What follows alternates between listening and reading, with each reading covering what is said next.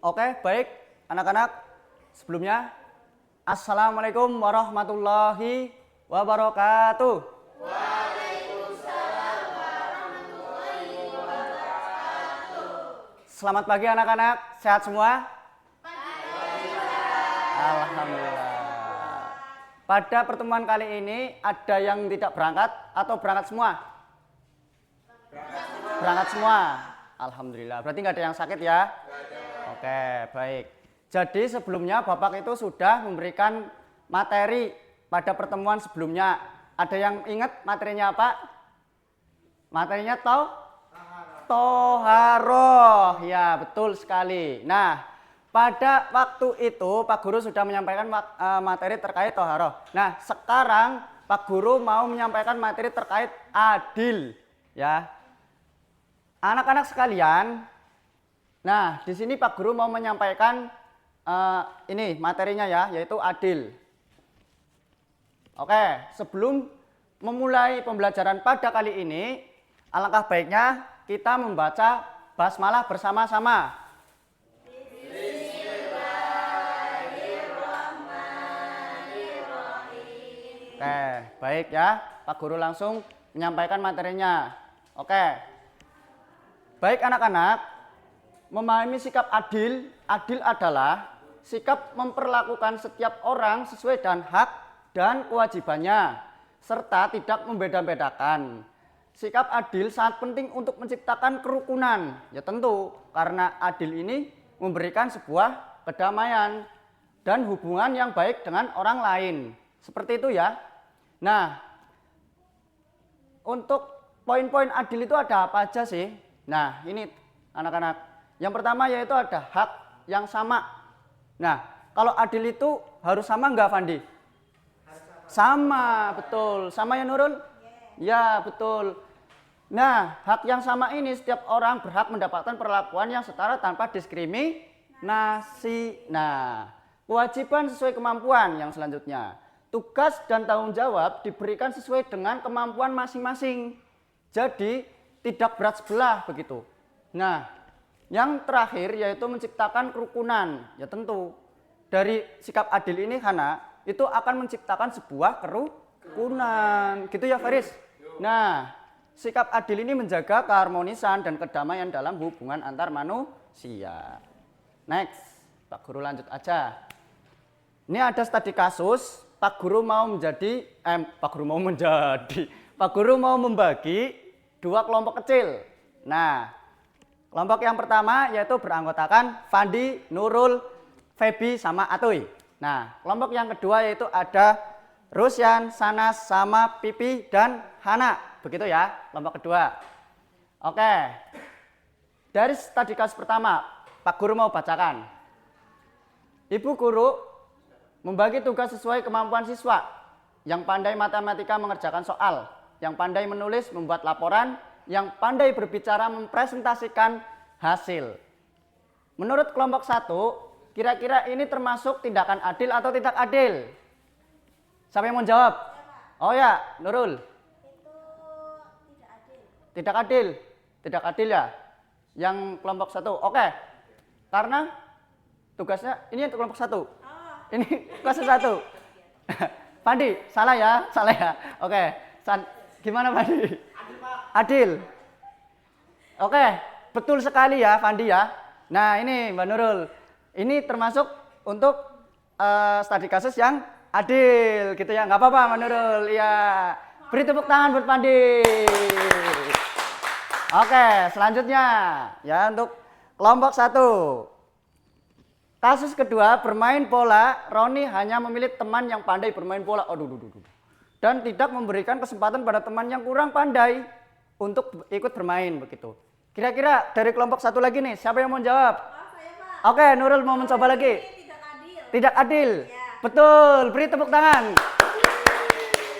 Mantap Nurul ya, bagus. Oke, selanjutnya untuk di kelompok 2. Kelompok 2. Berbagi kue kasusnya ya, berbagi kue ulang tahun. Andi membagi kue ulang tahunnya kepada semua teman di kelas dengan porsi yang sama rata tanpa terkecuali. Menurut kelompok 2, ini termasuk tindakan adil atau tidak adil? Siapa yang mau jawab? Oke, silakan Resian. Adil membagi kue teman pada sesuai porsinya tanpa terkecuali adil ya. Terima kasih Rusian, jawabannya benar sekali. Oke, lanjut. Untuk kasus 4. Kerja kelompok. Siti memberikan semua tugas kepada Budi seorang diri, sementara dia dan teman lainnya bermain dan tidak membantu. Kira-kira dari kelompok 2, ini termasuk tindakan adil atau tidak adil? Oke, sana silakan. Oke, betul sekali ya. Beri tepuk tangan. Wah, ternyata Pak Guru lihat dan Pak Guru tinjau, anak-anak di sini gampang menangkap dari materi yang Bapak sampaikan ya. Nah, saya rasa materi pada pertemuan kali ini Bapak cukupkan saja karena anak-anak di sini sangat pintar semua. Nah, beri tepuk tangan bersama-sama. Oke. Ya, untuk pertemuan pada kali ini Bapak cukupkan ya seperti ini yang sudah saya sampaikan untuk materi terkait adil. Kurang lebihnya mohon maaf. Membaca hamdalah bersama-sama.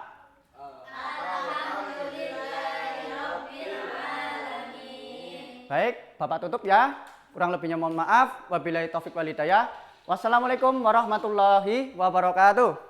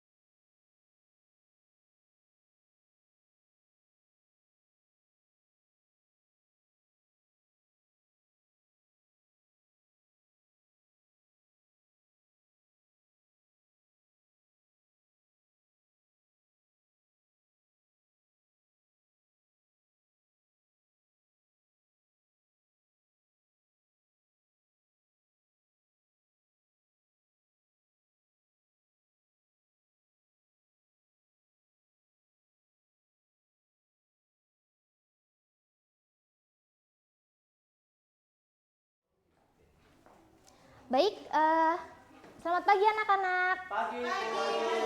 Oke. Assalamualaikum warahmatullahi wabarakatuh.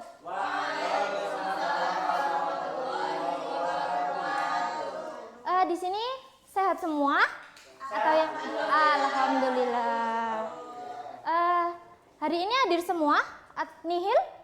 Hadir semua, Bu. Oke, sebelum memulai pembelajaran kita hari ini, alangkah baiknya kita berdoa terlebih dahulu ya. Untuk ketua kelas, silahkan memimpin. Siap, berdoa dimulai. Bismillahirrahmanirrahim. Raditu billahi rabba wa bil islami dina wa bi muhammadin nabiyya wa rasula bisidni ilman wa rasuqni fahman amin.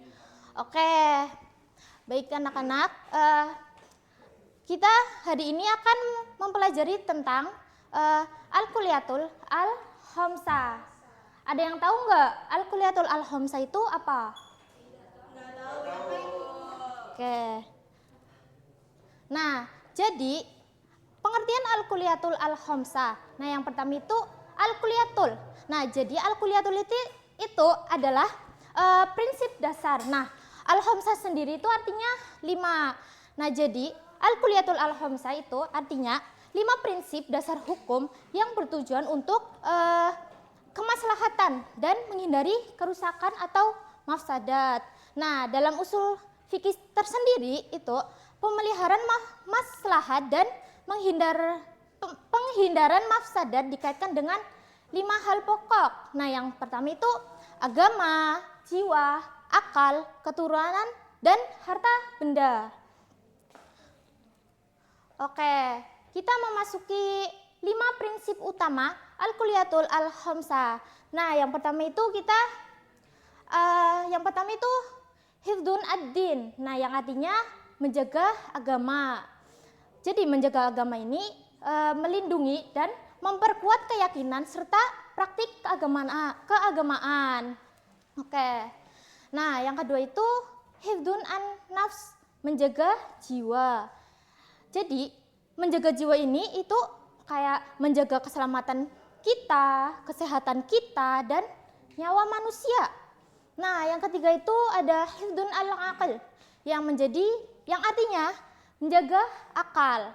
Nah, jadi menjaga akal ini untuk melindungi akal pikiran dari hal-hal yang merusak akal kita. Nah, yang keempat ini kita memasuki hifdun an-nasl, yaitu menjaga keturunan. Nah, jadi menjaga keturunan ini seperti menjaga kehormatan dan kelestarian keturunan. Nah, yang terakhir itu ada hifdun al-mal, yang artinya menjaga harta, yaitu melindungi hak milik dan kekayaan seseorang. Oke.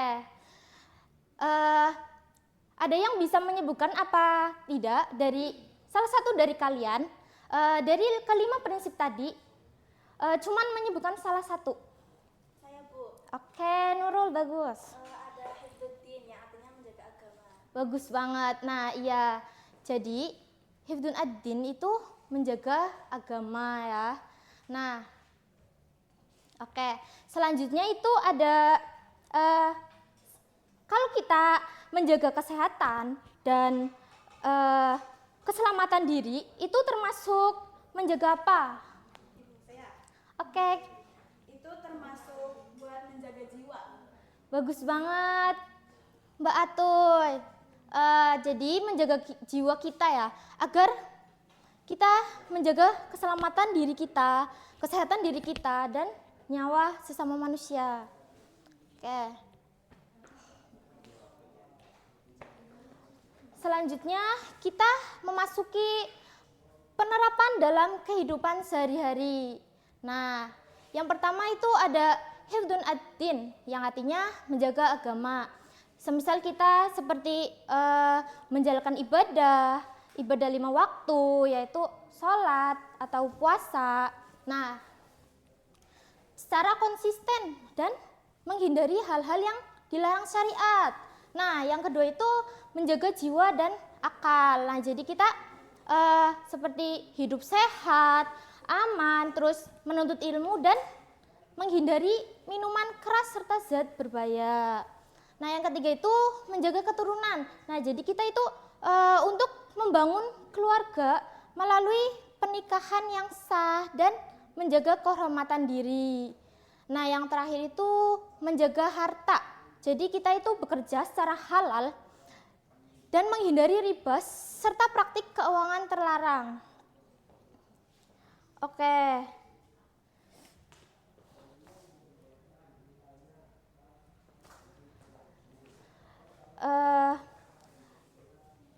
Ibu cukupkan? Ada yang mau bertanya? Tidak. Oke, hebat banget ya kalian tadi menjawabnya. Oke, Ibu tutup.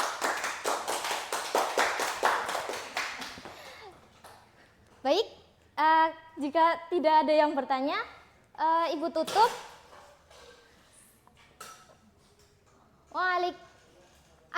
Wassalamualaikum warahmatullahi wabarakatuh. Waalaikumsalam warahmatullahi wabarakatuh. Belum habis. Gimana ya?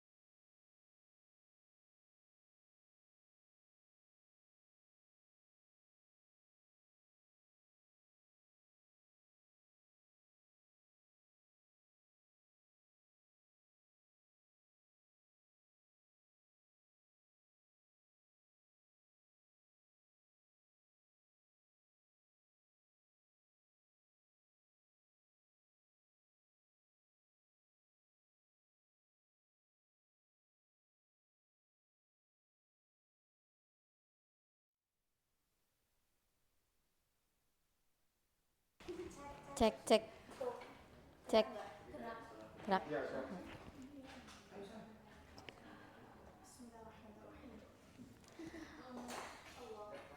Baik, Ibu mulai ya. Assalamualaikum warahmatullahi wabarakatuh. Waalaikumsalam warahmatullahi wabarakatuh. Selamat pagi anak-anak. Pagi, Ibu. Iya, sehat semuanya ya. Oke, sebelum memulai pembelajaran, Ibu akan membagi kelompok yang mana sebelah kanan Ibu kelompok 1 dan sebelah kiri Ibu itu kelompok 2.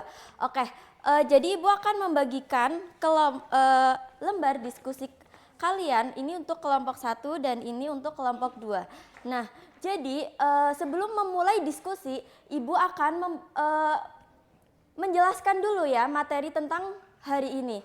Jadi hari ini tuh mempelajari tentang mat tobi'i.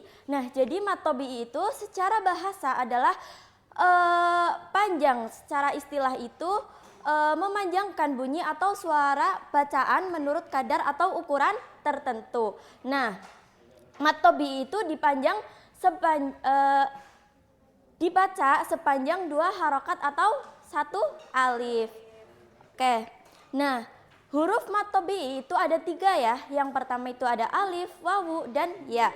Nah contohnya itu ada wamahum. Nah, huruf mat tobi'inya itu yang mana? Berarti alif. Oke.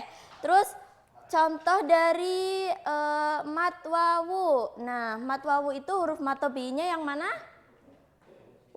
Wawu. Oke. Sebelumnya berharokat domah. Nah, terus contoh dari mat ya. Nah, mat ya itu huruf mat tobi'inya yang mana? Ya. Oke. Nah, sekarang kan tadi Ibu udah membagikan lembar kerja diskusi ya. Nah, jadi sekarang Ibu kasih waktu 2 menit untuk mengerjakan soalnya. Silakan dikerjakan ya. Oke, gimana kelompok 1 sudah paham? Paham, Ibu. Nah, coba Ibu mau tanya nih. Kola itu huruf apa? Mat tobi'i. Nah, syaratnya itu? Syaratnya sebelumnya fathah. Ya, benar. Beri tepuk tangan. Nah, coba kelompok 2. Gimana, sudah paham? Paham, Ibu. Paham. Ya, coba nih Ibu mau tanya. Ini lafal? Ya, sukun. Ya, berarti syaratnya itu? Didahului kasroh. Nah, ya. Gimana, sudah paham ya anak-anak? Nah, coba Ibu akan tes nih. Kan katanya sudah paham ya. Coba Mas Faris ya. Berikan huruf mat tobi'i. Itu apa aja ya? Alif, ya, wawu. Ya, benar sekali. Tepuk tangan. Nah, coba siapa ya? Mbak Nurul. Mbak Nurul coba berikan contoh mat ya. Mat ya contohnya kalimat fihi. Ya, benar sekali. Berarti mat tobi'inya yang ya, benar sekali. Tepuk tangannya. Nah, jadi sudah paham ya. Nah, berarti uraiannya itu apabila ada huruf mat alif, maka harokat sebelumnya yaitu fathah. Nah, apabila ada huruf mat wawu, maka harokat sebelumnya itu domah. Nah, apabila ada huruf mat ya, maka harokat sebelumnya itu berharokat kasroh. Nah, sekarang coba Mbak Febi, cara membaca huruf kola, lafal kola, coba. Kola. Ya, berapa panjangnya? 2 harokat. Ya, benar sekali. Coba Mas Fandi, cara membaca lafal kitabah.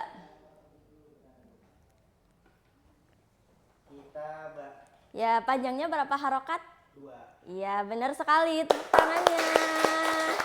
Nah, sudah paham ya kalian semua? Iya, jadi kesimpulannya, jadi mat tabi'i itu adalah bacaan panjang yang terjadi ketika terdapat salah satu dari 3 huruf mat, yaitu apa aja tadi? Alif, ya, iya. Nah, coba Ibu ada kartu. Nah, coba Mbak Pipi carikan huruf mat tabi'i. Alif. Ya. Wow, Bu. Ini. Nah, ini. Oh, alif, ya, wawu. Nah, coba ditunjukkan kepada teman-teman. Bener nggak? Iya, bener. Beri tepuk tangannya. Ya, jadi mat tabi'i itu dibaca panjang 2 harokat dan merupakan salah satu hukum bacaan dasar yang penting untuk dipahami agar membaca Al-Quran dengan tepat dan sesuai kaidah tajwidnya. Nah, sebelum Ibu tutup, semoga kalian bisa menerapkan pembelajaran ini ketika kalian membaca Al-Quran. Oke. Baik, Ibu tutup ya. Terima kasih yang sudah berpartisipasi untuk pembelajaran kali ini. Semoga kalian bisa menerapkan ketika kalian membaca Al-Quran. Ya, sekian dari Ibu. Bila ada salah mohon maaf. Wassalamualaikum warahmatullahi wabarakatuh. Waalaikumsalam warahmatullahi wabarakatuh.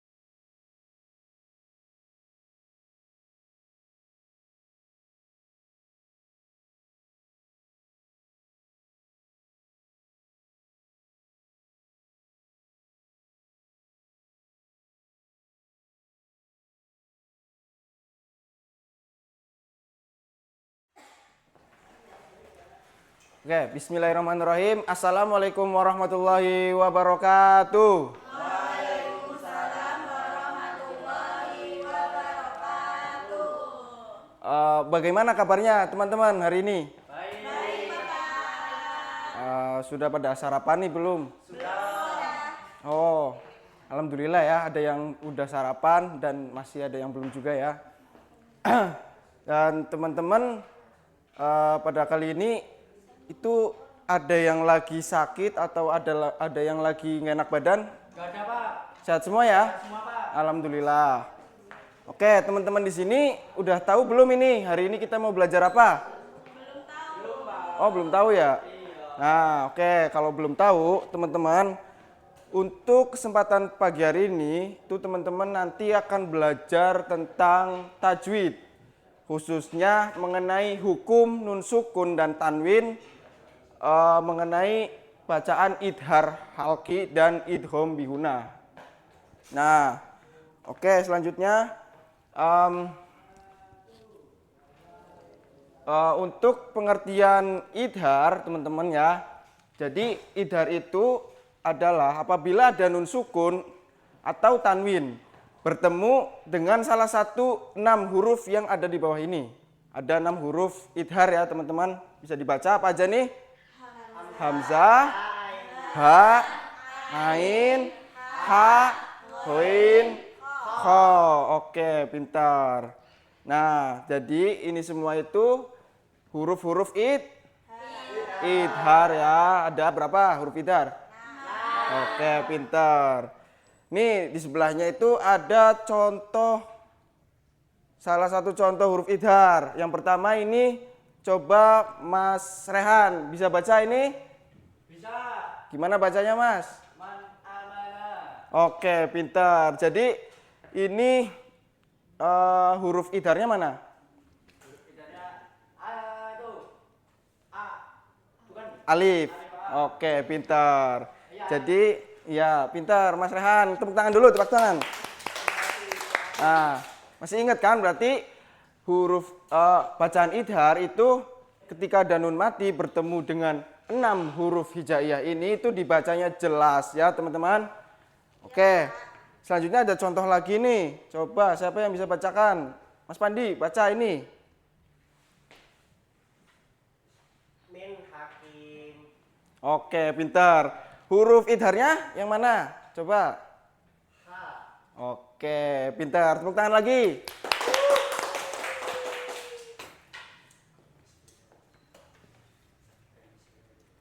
Oke, jadi teman-teman sudah tahu ya untuk materi yang idhar.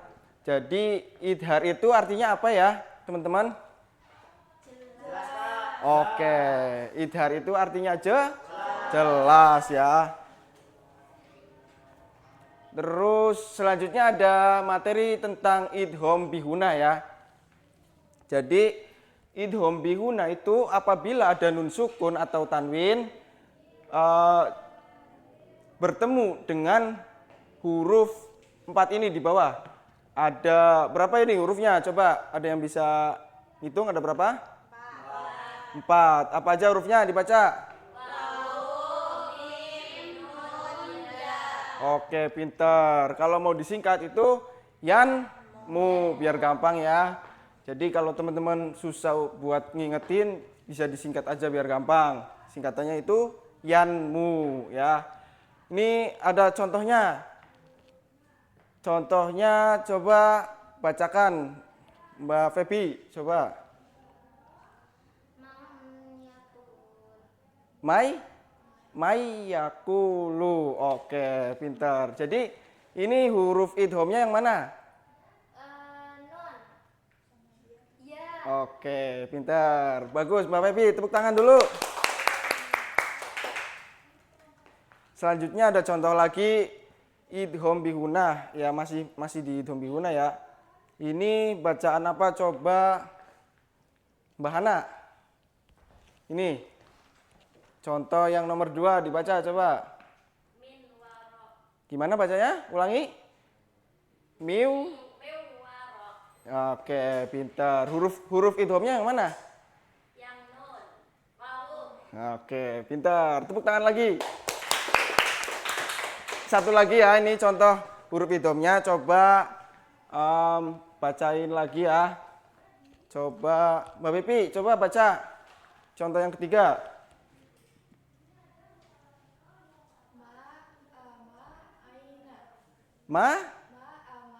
Amma aina.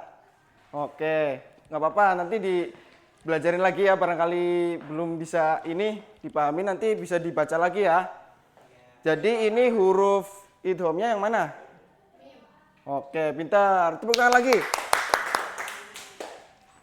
Oke ya teman-teman. Jadi untuk huruf idgham itu ada berapa tadi? 4 ya. Untuk bacaannya itu cara bacanya kalau idgham itu mendengung ya. Kalau idhar itu jelas, kalau idgham itu dengung ya. Ingat-ingat ya teman-teman. Ya Pak Guru. Oke, selanjutnya udah ya ini ya. Oke, buat nginget-nginget lagi ya. Jadi untuk teman-teman itu bisa dibaca lagi ini huruf-huruf idhar halki yang ada 6. Coba disebutin ulang Mas Fandi huruf idharnya. Ada 6. Itu ada ha, hamzah, ain ha, ghoin kho. Oke. Idhar itu artinya apa Mas Pandi? Jelas. Jelas ya. Oke, pinter Mas Pandi. Selanjutnya idhom bihuna, Mbak Hana, apa? Idhom bihuna artinya apa? Mendengung. Oke, hurufnya apa aja sebutin? Wawu, mim, nun, ya. Oke, pinter. Sebelum ditutup, Bapak ada ini. Teman-teman nanti carikan huruf idhom. Huruf idhar dulu ya. Coba Mas Pandi. Ini dicari huruf idharnya.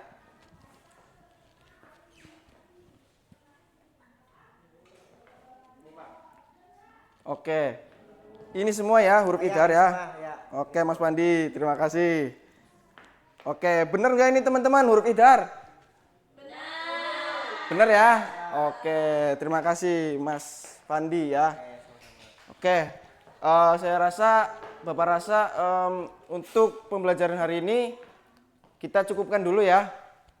Teman-teman udah paham semua berarti ya? Oke. Oke, kalau begitu kita tutup dengan bacaan Alhamdulillah. Ya, kurang lebihnya Bapak.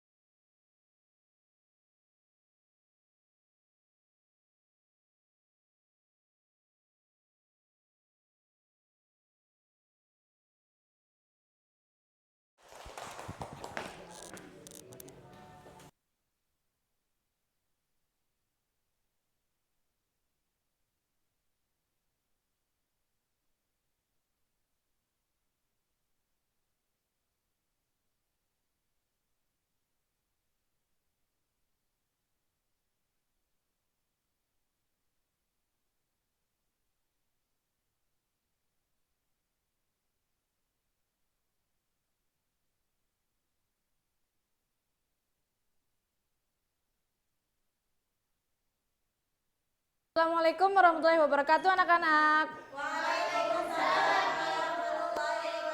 Iya, oke. Sehat semua ya hari ini ya? Iya.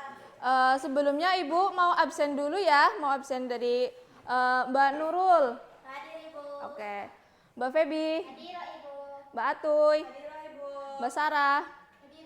Mas Rausyan, Mas Rehan, Mbak Vivi, Mbak Hana, Mas Faris, Mas Fandi. Oke, alhamdulillah hari ini sehat semua ya dan hadir semua ya anak-anak ya. Oke, jadi sebelum Ibu mulai, Ibu mau kalian itu semangat nih. Jadi Ibu mau ngajak kalian tepuk semangat dulu pagi ini ya. Tepuknya gini, tepuk semangat. Semangat gitu ya. Oke. Oke. Tepuk semangat. Semangat. Oke, ye. Nah, kan sekarang jadi semangat banget ya. Oke, jadi hari ini kita mau belajar tentang mengenal waktu sholat Jumat, tahajud, dan juga sholat duha. Nah, di sini ada yang tahu nggak sholat Jumat itu dilaksanakan di hari apa? Iya, ya, di hari Jumat ya, namanya juga sholat Jumat. Nah, jadi sholat Jumat itu dilaksanakan pada hari Jumat ketika masuk waktu duhur. Nah, sholat tahajud dilaksanakan pada malam hari setelah tidur dan sebelum masuk waktu subuh. Sedangkan sholat duha dilaksanakan di pagi hari setelah matahari terbit sampai sebelum masuk duhur. Oke ya. Sekarang Ibu mau nanya nih sama beberapa anak. Ciri-ciri dari waktu sholat Jumat. Coba Mbak Atuy. Ciri-ciri waktu sholat Jumat itu setelah matahari condong ke barat atau sama kayak waktu zuhur. Iya, betul. Pinter sekali jawabannya. Tepat. Terus sholat tahajud nih, coba Mas Rehan. Ciri-ciri waktunya kapan? Ciri-ciri sholat tahajud itu dilaksanakan pada malam hari setelah tidur dan sebelum masuk waktu subuh. Iya, wah, pinter banget nih ya. Terus sholat duha, coba Mas Fandi. Kapan waktunya sholat duha? Itu waktunya setelah matahari terbit Yes, betul banget. Pinter banget nih ya kita semua ya. Oke. Jadi nih sebelum Ibu tutup, Ibu akan kasih kalian tugas buat ini dikerjain di rumah aja ya. Baik, Ibu. Nih. Oh iya. Ya, ini nanti dikerjain di rumah aja ya, anak-anak ya. Siap, Bu. Mungkin materi kali ini, pertemuan hari ini Ibu cukupkan saja ya, anak-anak ya. Kurang lebihnya Ibu mohon maaf. Wassalamualaikum warahmatullahi wabarakatuh. Waalaikumsalam warahmatullahi wabarakatuh. Ini udah rampung. Mati.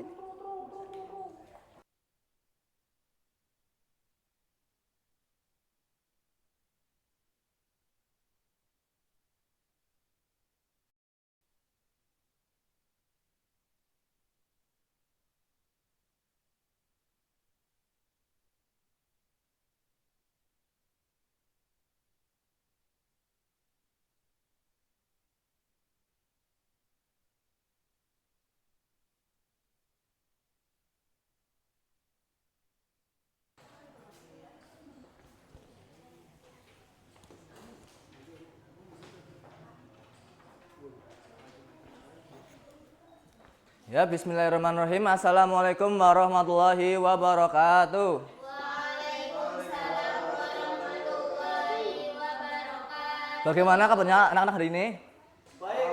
Baik ya. Ya, untuk memulai pembelajaran pendidikan agama Islam dan budi pekerti pada pagi hari ini, alangkah baiknya kita berdoa terlebih dahulu. Kita berdoa dengan mengucapkan basmalah ya, anak-anak. Bismillahirrahmanirrahim. Sebelum itu, Bapak mau absen kehadiran kalian dulu nih. Siapa yang hari ini nggak berangkat? Nggak ada, Pak. Ada semua ya? Ada semua, Pak. Oke. Ada yang tahu materi kita pada pagi hari ini itu apa? Ya, pada pagi hari ini materi kita yaitu membahas tentang cara menuntut ilmu.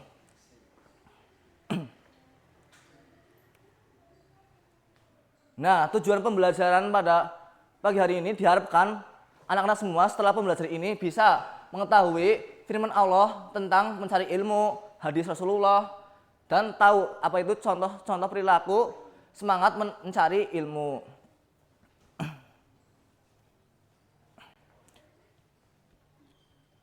Nah, kita masuk ke materi yang pertama, firman Allah tentang mencari ilmu. Di sini ada yang tahu apa hukumnya mencari ilmu? Wajib. Ya, mencari ilmu itu hukumnya wajib. Barang siapa yang mencari ilmu dengan sungguh-sungguh maka akan dimudahkan jalannya menuju surga.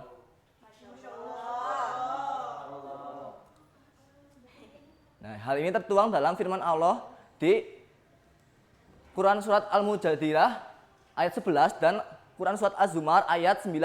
Nah, Bapak akan tampilkan salah satu ayat yaitu Quran Surat Al-Mujadilah ayat 11. Di sini ada yang mau bantu Bapak untuk membacakan artinya, siapa saja boleh? Ya, silakan Faris. Artinya saja, Pak. Ya. Oke. Artinya, wahai orang-orang yang beriman, apabila dikatakan kepadamu, berilah kelapangan di dalam majelis-majelis. Lapangkanlah, niscaya Allah akan memberi kelapangan untukmu. Apabila dikatakan berdirilah, kamu berdirilah, Allah niscaya akan mengangkat orang-orang yang beriman di antaramu dan orang-orang yang diberi ilmu beberapa derajat. Allah Maha teliti terhadap apa yang kamu kerjakan. Ya, terima kasih pada Mas Faris. Jadi, dikatakan bahwa orang yang beriman itu akan diberikan ilmu beberapa derajat oleh Allah untuk bahwa orang yang berilmu akan diangkat derajatnya oleh Allah SWT ya. Nah, kandungannya sebagai berikut. Allah memberikan kelapangan bagi orang yang memberi kemudahan atau kelapangan kepada orang lain. Kemudian perintah Allah untuk berbuat baik kepada sesama. Allah SWT juga akan meninggikan derajat orang-orang yang beriman dan senantiasa mengikuti perintah-perintahnya, dan orang-orang yang berilmu pengetahuan pada beberapa derajat. Lanjut ke materi yang selanjutnya. Hadis Rasulullah tentang keutamaan orang yang mencari ilmu. Nah, di sini ada salah satu hadis Rasulullah SAW dalam hadis riwayat Muslim yang terdapat dalam kitab Sahih Muslim dengan nomor hadis 2699 mengatakan bahwa Allah telah menjanjikan akan memberikan kemudahan jalan menuju surga bagi orang yang menempuh jalan untuk mencari ilmu. Nah, di sini menempuh jalan yang dimaksud di sini itu ada dua makna ya. Ada yang tahu? Nggak tahu, Pak. Oh, nggak tahu ya. Nah, akan dibahas di slide selanjutnya. Yang pertama, berarti benar-benar menempuh jalan secara fisik, yaitu berpindah dari satu tempat ke tempat lain untuk mencari ilmu. Nah, seperti anak-anak semua ya, untuk berangkat ke sekolah mencari ilmu itu menempuh jalan yang pertama yang secara fisik. Kemudian yang kedua menempuh di sini berarti segala cara yang dilakukan seseorang akan mendapatkan ilmu. Contohnya berarti usaha yang kalian lakukan untuk mendapatkan ilmu seperti membaca, menulis, dan sebagainya. Ya, belajar, betul sekali Mas Faris.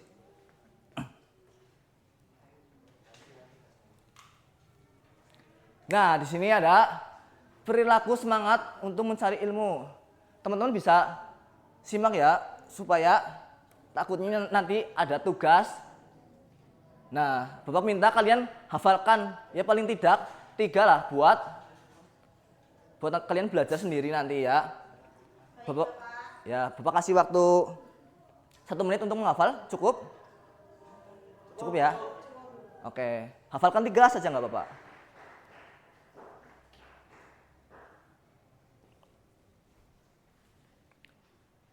Cukup ya anak-anak? Oke, kemudian ada tugas nih buat anak-anak semua. Masing-masing 1 ya, dikerjakan. Nanti anak-anak kerjakan tugas ini di rumah masing-masing. Dengan tadi kan sudah diberi penjelasan ya tentang materi yang terkait pada pagi hari ini. Bisa diisi di rumah sendiri-sendiri dan nggak boleh pakai AI. Yap. Oke.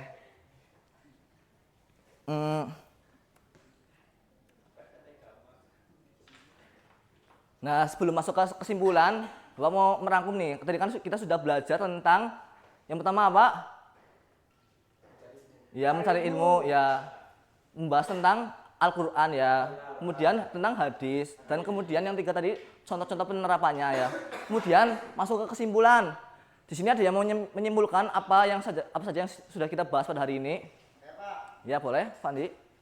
Menuntut ilmu itu merupakan kewajiban setiap muslim yang menjadikan pengangkatan derajat oleh Allah Subhanahu wa taala, membeda kualitas diri di dunia dan jalan kemudian menuju surga. Oleh karena itu, kita sebagai generasi muda harus terus memelihara semangat menuntut ilmu. Ya, terima kasih pada Fandi. Kasih tepuk tangan buat Fandi. Ya, terima kasih ya anak-anak sudah menyimak pembelajaran kita dari awal sampai akhir. Harapannya Bapak kalian tetap semangat untuk terus belajar dan jangan lupa minggu depan berangkat semua lagi ya kayak hari ini. Siap. Baik, terima kasih. Bapak tutup. Kita ucapkan hamdalah bersama-sama. Alhamdulillahirabbil alamin. Wassalamualaikum warahmatullahi wabarakatuh.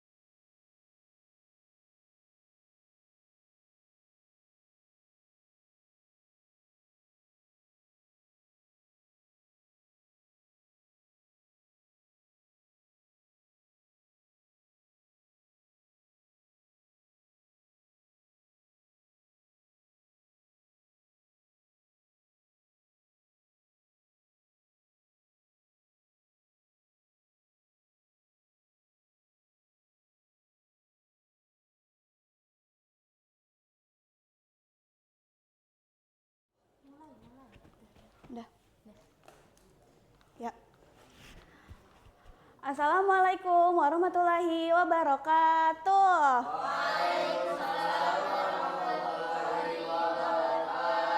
Ya, apa kabar anak-anak hari ini?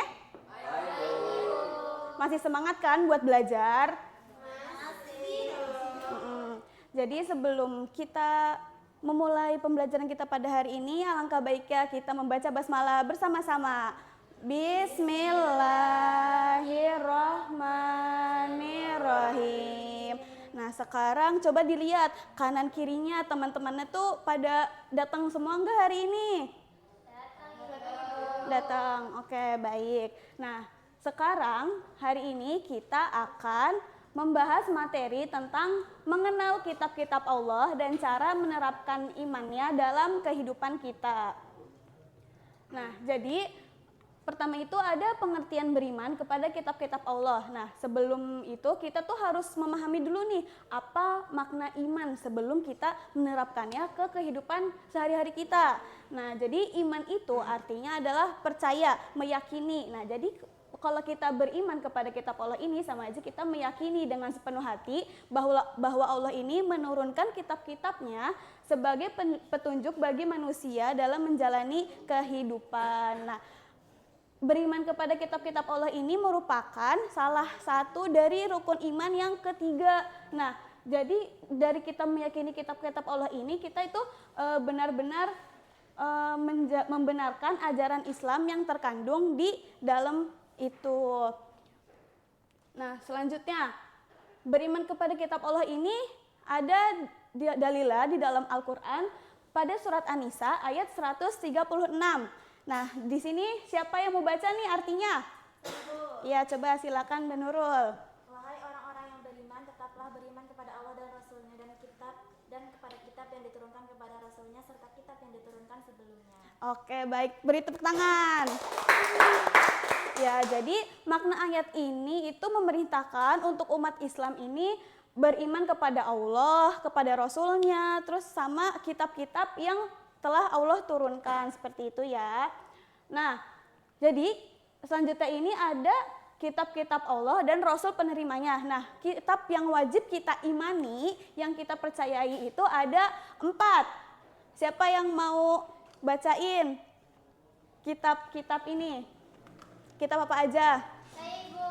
Iya, boleh. Yang pertama itu ada Taurat, Rasul yang menerimanya itu Nabi Musa. Nah, yang kedua itu kitab Zabur, yaitu Nabi Daud alaihissalam. Yang ketiga itu Injil, Nabi Isa alaihissalam. Nah, yang terakhir itu ada Al-Quran, Nabi Muhammad SAW. Iya, betul. Nah, selanjutnya itu ada kedudukan Al-Quran. Nah, Al-Quran ini kan tadi menjadi kitab terakhir yang menjadi pedoman utama umat Islam. Nah, jadi Al-Quran ini adalah kitab terakhir yang diturunkan kepada Nabi Muhammad melalui perantara malaikat Jibril dan menjadi petunjuk bagi seluruh umat Islam di dunia. Nah, jadi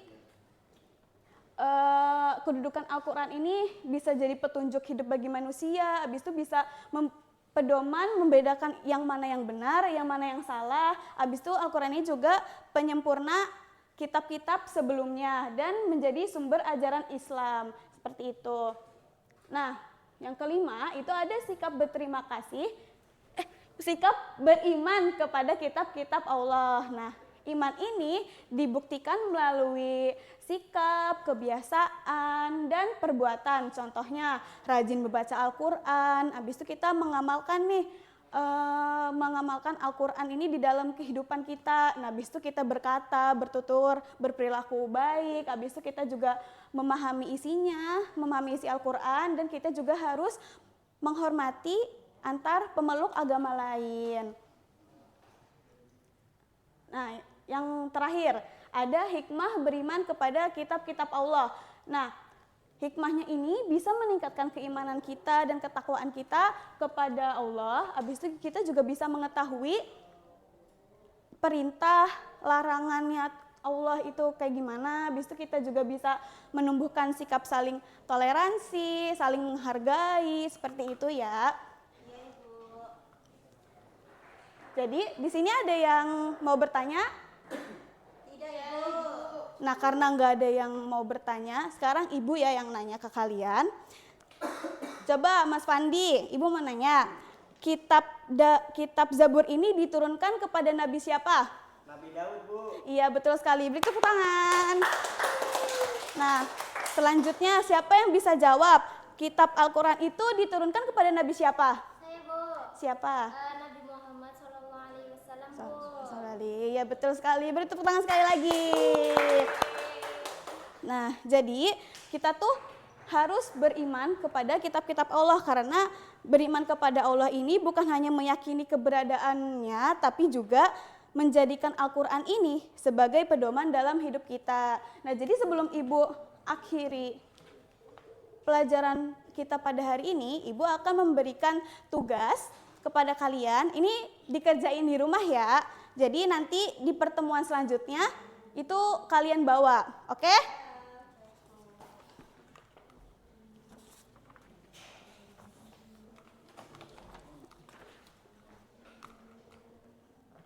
Oke, jadi jangan lupa ya besok pertemuan selanjutnya dibawa ya. Baik, Ibu. Oke, sebelum Ibu akhiri, kita sama-sama membaca doa kafaratul majlis. Subhanakallahumma wa bihamdika asyhadu an la ilaha illa anta astaghfiruka wa atubu ilaik. Ya, kurang lebihnya mohon maaf dari Ibu. Assalamualaikum warahmatullahi wabarakatuh. Waalaikumsalam warahmatullahi wabarakatuh.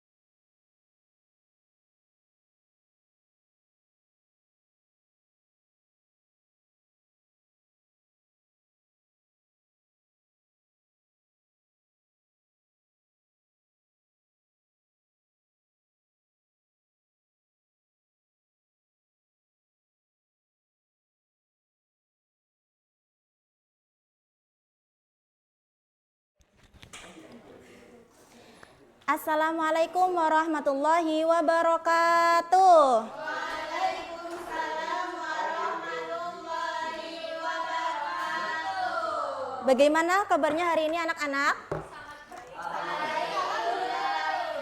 Ya, sebelum kita memulai pembelajaran, mari kita berdoa terlebih dahulu. Bismillahirrahmanirrahim.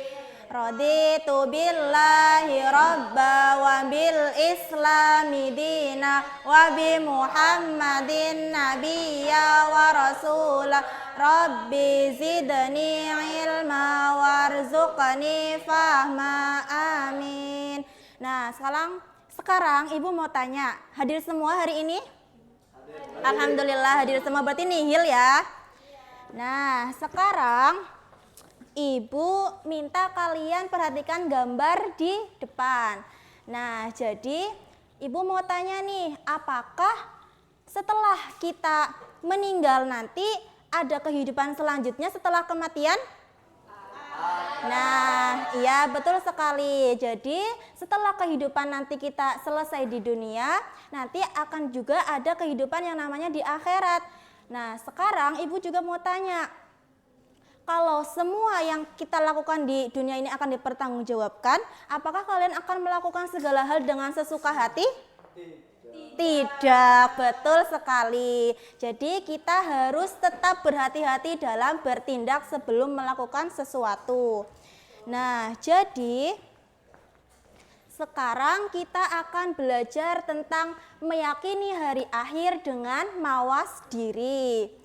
Nah, tujuan kita belajar materi ini adalah supaya anak-anak nanti mampu menjelaskan apa itu pengertian iman kepada hari akhir, apa itu kiamat, apa itu mawas diri, dan nantinya anak-anak juga dapat menentukan sikap apa yang tepat untuk diterapkan dalam kehidupan. Nah, jadi kalian pasti masih ingat kalau rukun iman itu ada berapa? Ada 6. Nah, salah satunya adalah iman kepada hari Iya, iman kepada hari akhir.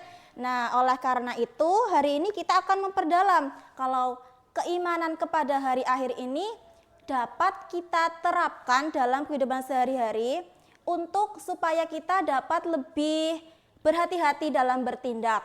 Nah, karena segala sesuatu, segala perbuatan yang kita lakukan akan dipertanggungjawabkan nanti di akhirat. Nah, jadi pada kali ini kita akan membahas 3 hal utama, yaitu iman kepada hari akhir, yang kedua ada mawas diri, dan ada juga pengertian kiamat. Nah, masuk ke materi iman kepada hari akhir. Nah, karena materi ini penting, jadi Ibu minta tolong kalian semua perhatikan, karena nanti di akhir pembelajaran akan Ibu kasih kalian LKPD. Jadi disimak baik-baik nggih? Ya.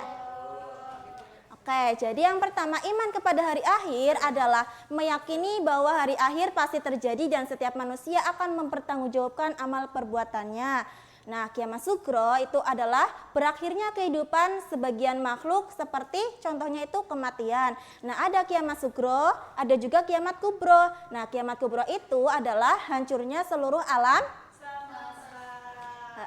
selanjutnya. Sedangkan untuk mempersiapkan hari akhir nanti kita perlu adanya mawas diri. Mawas diri itu artinya berhati-hati dan mengintrospeksi diri dalam setiap perbuatan, karena nantinya akan dipertanggungjawabkan kelak di akhirat. Nah, sekarang Ibu mau tanya, contoh perilaku mawas diri itu ada apa aja sih? Ada apa aja? Ada yang bisa menyebutkan?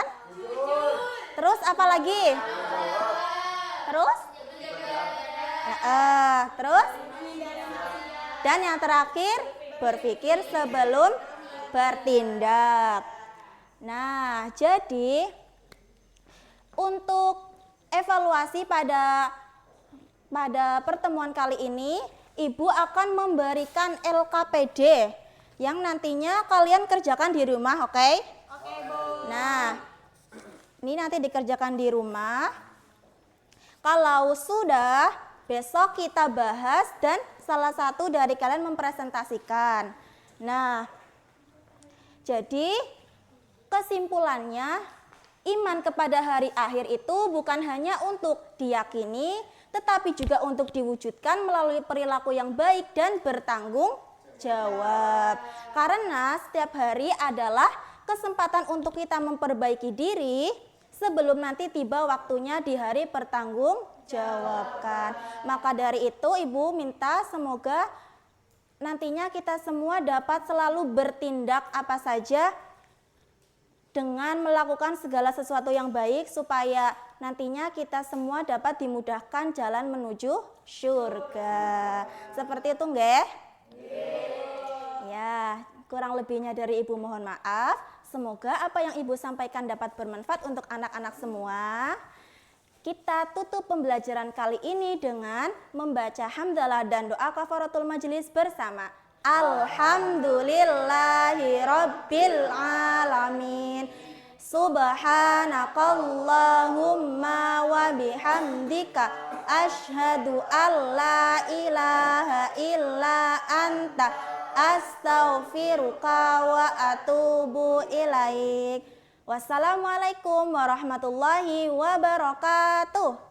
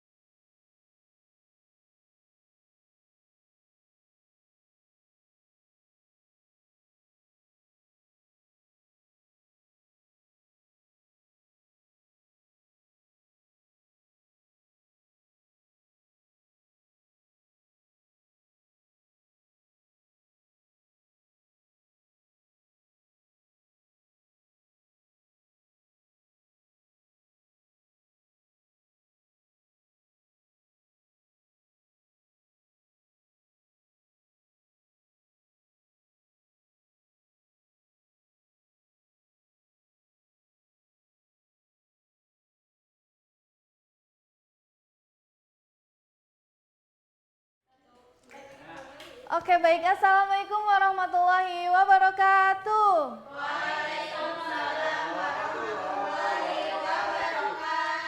Gimana kabarnya hari ini anak-anak? Alhamdulillah, luar biasa. Allahu Akbar. Oke, sebelum kita memulai pembelajaran kita pada pagi hari ini, alangkah baiknya kita baca doa dulu ya. Untuk ketua kelas, Ibu minta tolong pimpin doanya ya. Ya, oke siap, berdoa dimulai. Bismillahirrahmanirrahim.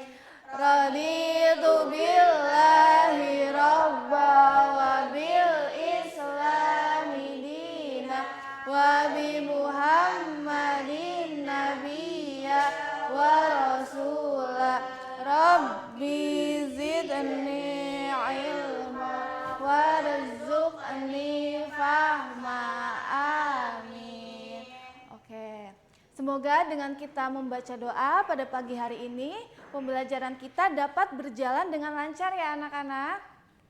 Amin. Nah, sebelum memasuki pembelajaran, Ibu akan mengabsen terlebih dahulu. Di sini masuk semua? Masuk Ibu. Oke, alhamdulillah. Nah, anak-anak, jadi hari ini itu kita akan belajar materi tentang adab terhadap orang tua dan guru. Kalian sebelumnya tahu nggak apa sih adab terhadap orang tua dan guru? Oke. Oke, jadi kita sebagai anak yang baik, sebagai muslim yang baik harus berbakti kepada kedua orang tua. Tidak hanya kepada kedua orang tua saja, kita juga harus hormat dan patuh kepada siapa? Kepada guru. Oke, bagaimana sikap dan patuh kepada guru? Nah, jadi bagaimana sikap hormat dan patuh kepada guru? Jadi hormat adalah sebuah sikap untuk menghargai orang lain atas apa yang telah diberikan, baik itu kepada orang tua, baik kepada guru maupun sesama lainnya. Entah itu memberikan hormat, nasihat maupun materi ya anak-anak. Selanjutnya pengertian dari patuh. Patuh adalah sikap siap dan setuju melakukan apa saja selagi itu baik dan benar, yang dilaksanakan dengan jujur, bersungguh-sungguh, dan bertanggung jawab. Oke, jadi menghormati orang tua merupakan bentuk dari birrul walidain. Kita harus mewujudkan sikap patuh dan hormat kepada kedua orang tua kita dan melakukan berbagai hal yang membuat mereka itu bangga. Misalnya apa coba? Yang membuat orang tua kita bangga, contohnya itu seperti apa? Ada yang tahu? Contoh membantu ibu di rumah, terus apalagi ada yang tahu? Berbicara dengan sopan. Oke, ada yang tahu lagi? Mendoakan orang tua. Nah, oke selanjutnya, sedangkan guru merupakan orang yang mendidik siswa-siswinya untuk menjadi pribadi yang lebih baik. Nah, guru adalah orang tua kedua kita di sekolah. Nah, sebagai siswa-siswi yang baik, kita wajib mematuhi perintah dari guru. Sikap terbaik yang harus kita tunjukkan pada guru yaitu memuliakan dan menghormati guru. Oke. Nah, di sini ada perintah hormat dan patuh kepada orang tua dan guru. Terdapat pada Quran surat Al-Isra ayat 23 dan 24. Di sini Ibu bacakan terlebih dahulu ya anak-anak. Boleh Ibu. Oke, bismillahirrahmanirrahim. Wa qada rabbuka alla ta'budu illa iyyahu wa bil walidaini ihsana. Imma yablughanna indakal kibaru ahaduhuma aw kilahuma fala taqul lahumā uffi wala tanharhuma wa qul lahumā qawlan karima wa ahfid lahumā janahad dulli minar rahmati wa qur rabbi arhamhuma kama rabbayani shaghira. Nah, di sini Ibu akan menunjuk satu anak, Ibu akan mengecek bagaimana mereka itu sudah benar belum dalam membaca ayat-ayat Al-Qur'an ya. Oke, Ibu akan menunjuk Mbak Nurul. Coba bacakan. Bismillahirrahmanirrahim. Wa qada rabbuka alla ta'budu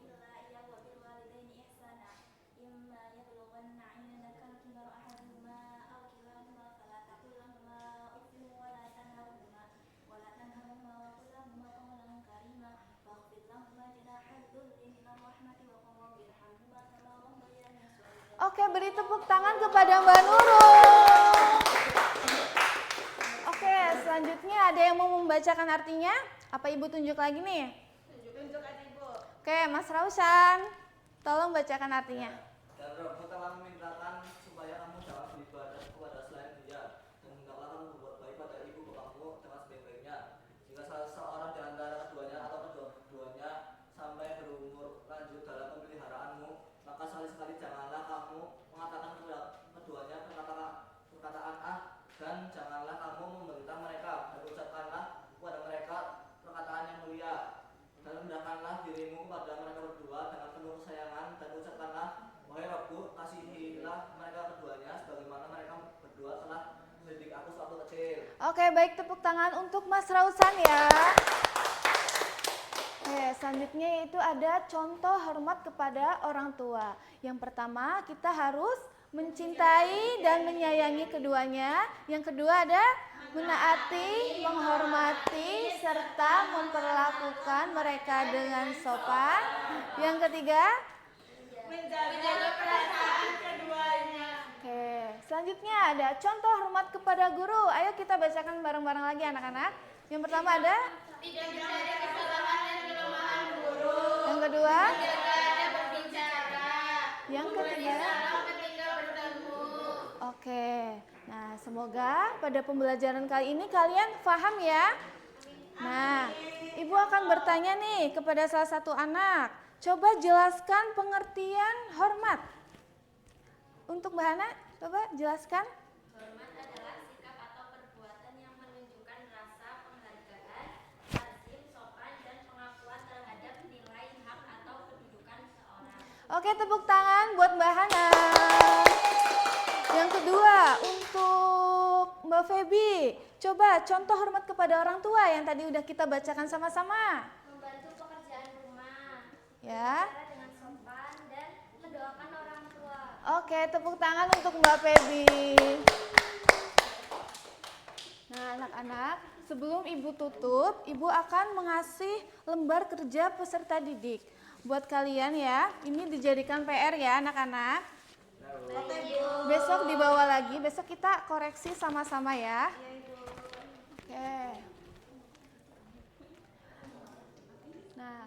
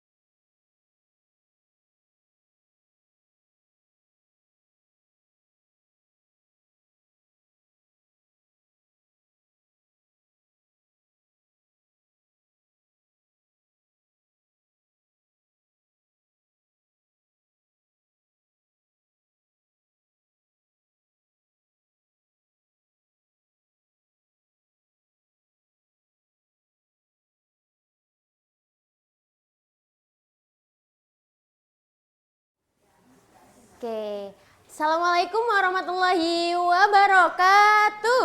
Waalaikumsalam warahmatullahi wabarakatuh. Selamat pagi teman-teman semua. Pagi, Bu.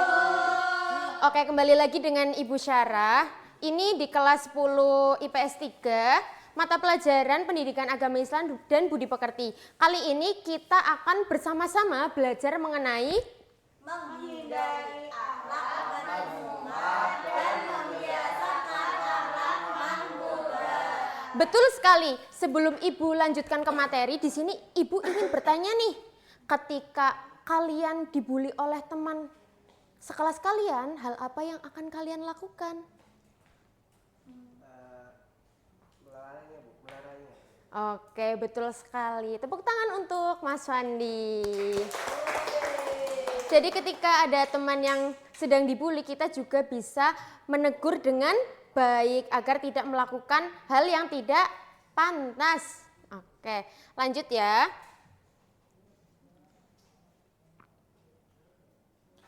Tujuan pembelajaran hari ini yang pertama tentunya adalah untuk menciptakan kehidupan pribadi dan sosial yang lebih nyaman, berkah, serta mendapatkan ridho dari Allah. Selain itu, agar kita juga bisa memahami batasan perbuatan yang baik dan buruk agar tidak merugikan diri sendiri maupun orang lain. Betul sekali. Sebelum itu, apa itu akhlak? Oke, jadi akhlak itu merupakan sifat yang tertanam kuat di dalam jiwa seseorang. Jadi akhlak ini sesuatu sikap yang tertanam dan dilakukan secara spontan gitu. Next. Akhlak itu terbagi menjadi dua. Yang pertama itu ada akhlak mahmudah. Akhlak mahmudah merupakan akhlak yang baik, betul sekali, sifat terpuji, perbuatan yang mulia yang sesuai dengan ajaran agama. Contoh dari akhlak mahmudah salah satunya yang ada di kehidupan sehari-hari adalah menolong teman, terus juga melakukan kontrol diri, betul sekali, atau mujahadah an-nafs. Oke, selanjutnya yang kedua ada akhlak mazmumah. Akhlak mazmumah itu adalah sifat tercela. Jadi akhlak mazmumah ini kebalikannya dari akhlak mahmudah. Kalau akhlak mahmudah tadi sifat terpuji. Kalau akhlak mazmumah sifat betul sekali, bisa menjauhkan diri dari rahmat Allah Subhanahu wa taala. Jadi kesimpulan kita mempelajari materi pada hari ini adalah kita jadi bisa membersihkan diri dari akhlak tercela dan kita juga bisa membiasakan berbuat baik atau melaksanakan akhlak mahmudah. Karena akhlak mahmudah merupakan kunci utama untuk kita meraih ketenangan hati, keharmonisan sosial, keselamatan dunia dan akhirat. Oke.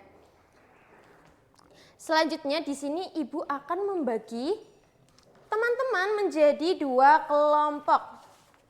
Dan Ibu akan memberikan dua kartu kasus. Masing-masing kelompok mendapatkan satu dan bisa didiskusikan bersama. Oke, silakan. Jangan lupa dari teman-teman bisa memberikan kesempatan teman-teman yang lain untuk berpendapat ya. Bagaimana Mbak Nurul, ada yang dibingungkan? Sudah, paham Ibu. Oke. Bagaimana Mas Faris? Ya, Oke, nanti untuk jawabannya di sini ya. Oh iya. Oke. Sudah belum teman-teman? Sudah ya Ibu. Oke, di sini Ibu bakal nunjuk nih perwakilan satu kelompok satu, silakan dimusyawarahkan siapa yang ingin menyampaikan. Dari kelompok satu? Saya Bu. Oke, silakan Mbak Nurul. Kita di sini aja Bu. Duduk aja nggak apa-apa. Jadi yang kasus pertama itu kan ada seorang murid namanya Raka sedang mengerjakan tugas kelompok dan salah satu temannya tidak mengerjakan bagian tugasnya dan Raka merasa kesal dan langsung membentak temannya di depan anggota kelompok lainnya. Nah di sini ada beberapa pertanyaan. Yang pertama ada apakah tindakan Raka termasuk ghadab? Iya, tindakan Raka termasuk ghadab Ibu. Dan yang kedua, apa akibat dari perilaku tersebut? Akibat dari perilaku Raka tersebut yaitu menyakiti hati teman. Dan bagaimana seharusnya Raka mengendalikan dirinya, yaitu dengan beristighfar. Oke, tepuk tangan untuk kelompok satu. Selanjutnya dari kelompok dua, siapa yang akan menyampaikan? Saya Bu. Oke, silakan Mas Faris. Ya, untuk kasusnya itu seorang siswa melihat temannya mencontek ketika ujian. Ia ingin menegur temannya, tapi tetap ingin menyampaikannya dengan cara yang santun dan tidak mempermalukannya. Nah, di sini ada pertanyaan yang pertama itu, apakah tindakan tersebut membutuhkan kontrol diri? Jawabannya iya. Yang kedua itu pertanyaannya, apakah menegur teman yang menyontek termasuk keberanian membela kebenaran? Jawabannya itu termasuk. Dan yang ketiga itu bagaimana cara menyampaikan dengan baik. Nah, ini yang ketiga itu jawabannya menegur dengan cara yang baik. Oke, terima kasih. Tepuk tangan untuk kelompok dua. Ibu harap dengan materi yang Ibu sampaikan hari ini bisa kalian pahami dan tentunya tidak hanya kalian pahami tetapi diterapkan dalam kehidupan sehari-hari. Oke, sebelum Ibu lanjut memberikan tugas dan menutup pelajaran, di sini Ibu akan mengulas sedikit. Coba ada yang bisa mencontohkan salah satu akhlak mahmudah, bisa angkat tangan? Silakan Mbak Nurul. Jujur, contohnya Ibu. Oke, betul sekali. Good job. Tepuk tangan untuk Mbak Nurul. Di sini ada yang bisa mencontohkan akhlak mazmumah. Angkat tangan, silakan. Tanggung jawab, Bu. Akhlak mazmumah, Mas Wandi. Iya. Oke, betul sekali. Tepuk tangan untuk Mas Wandi. Oke, nggak apa-apa. Kurang fokus ya, nggak apa-apa. Is oke. Oke, sebelum Ibu tutup, Ibu akan membagikan LKPD dan nanti ini juga bisa kalian bekerjakan secara berkelompok lagi. Jadi nanti kalian bisa bekerja kelompok setelah pulang sekolah atau ketika di rumah. Karena rumahnya berdekatan kan? Iya. Oke, langsung Ibu bagi ya.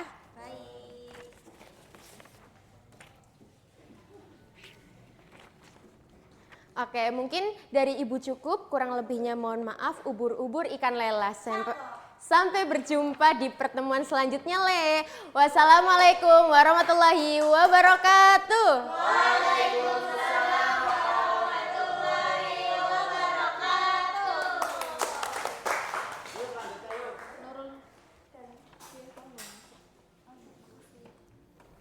Gabrisan.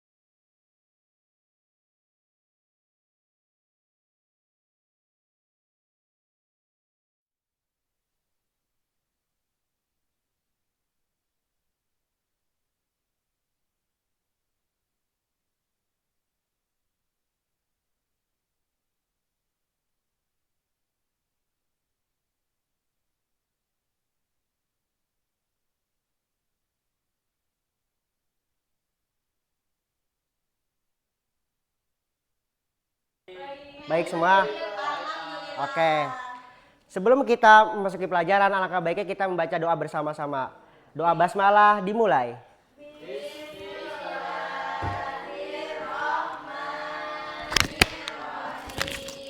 Oke, Bapak akan cek kehadiran kalian dulu ya. Apakah hari ini ada yang berkenan hadir? Hadir semua? Oke. Baik sekali. Oke, materi minggu lalu kita sudah mempelajari tentang rukhsah. Nah, coba kalian amati pada gambar depan. Menurut kalian, apa yang digambarkan pada ilustrasi tersebut? Saya, Pak. Silakan Rehan. Sepertinya orang yang bermuka dua, Pak. Oke, benar sekali. Nah, seperti ini itu contoh bermuka dua. Nah, pernahkah kalian melihat seseorang dari perkataannya namun berbeda dengan perbuatannya? Bagaimana menurut kalian? Perasaan kalian gimana? Kecewa? Kecewa. Nah, itu sangat kecewa sekali. Nah, itu di dalam Islam disebutkan dengan sikap munafik.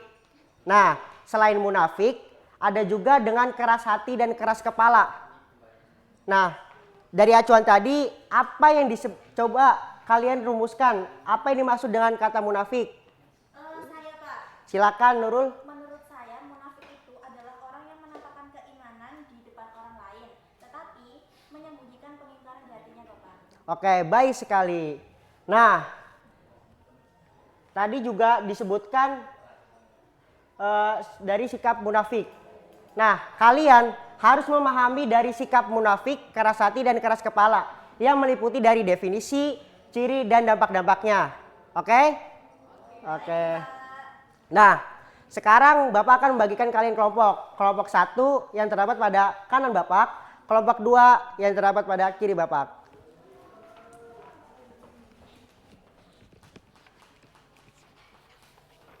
Nah, selanjutnya Bapak akan membagikan kalian LKPD. Nah, coba kalian baca kisah dari Abdullah bin Ubay. Lalu diskusikanlah. Ya.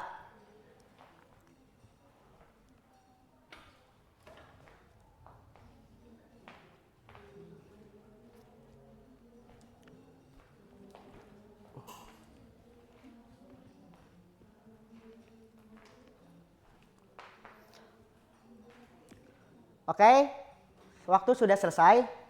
Silakan dari kelompok 1 untuk membagikan hasil diskusinya. Di sini menyebutkan 2 ciri Ya. Jadi untuk pertanyaan yang pertama dari kisah tersebut yaitu sebutkan 2 ciri munafik yang tampak pada Abdullah bin Ubay. Ya.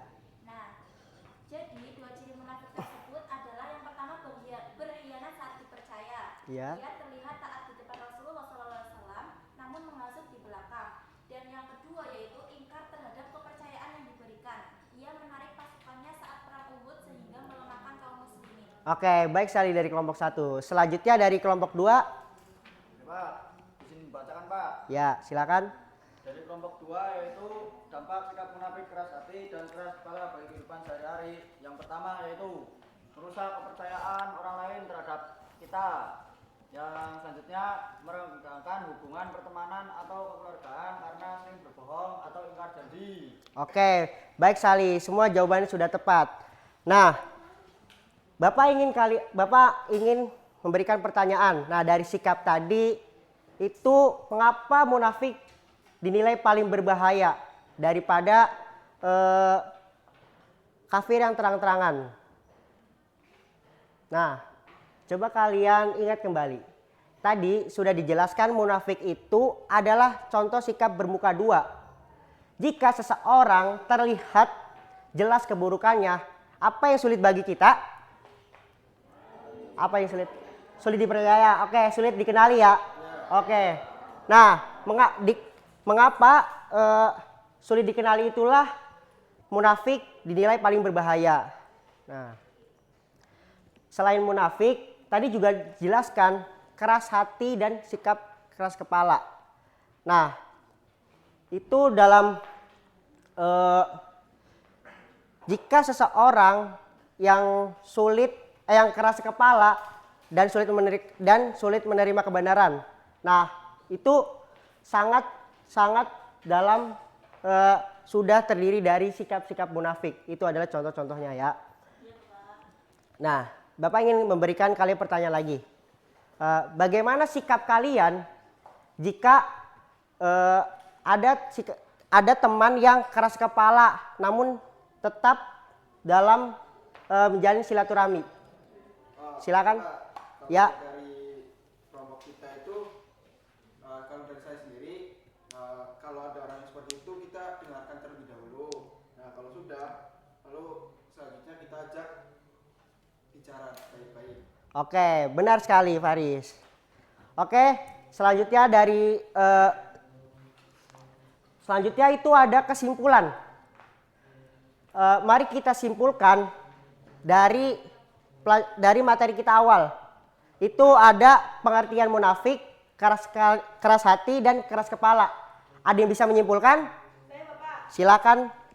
Munafik itu bermuka dua, keras hati itu sulit menerima kebenaran, dan keras kepala itu tidak mau mengubah pendirian meski sudah dinasihati, Pak. Oke, baik sekali jawabannya. Nah, anak-anak, sekarang mari kita jauhkan dari sikap munafik, keras hati, dan keras kepala agar hidup kita itu menjadi barokah dan maju. Oke. Nah, pertemuan selanjutnya nanti kita akan mempelajari tentang materi yang selanjutnya juga atau berikutnya. Mari kita tutup pembelajaran kita hari ini dengan membaca kafaratul majlis bersama.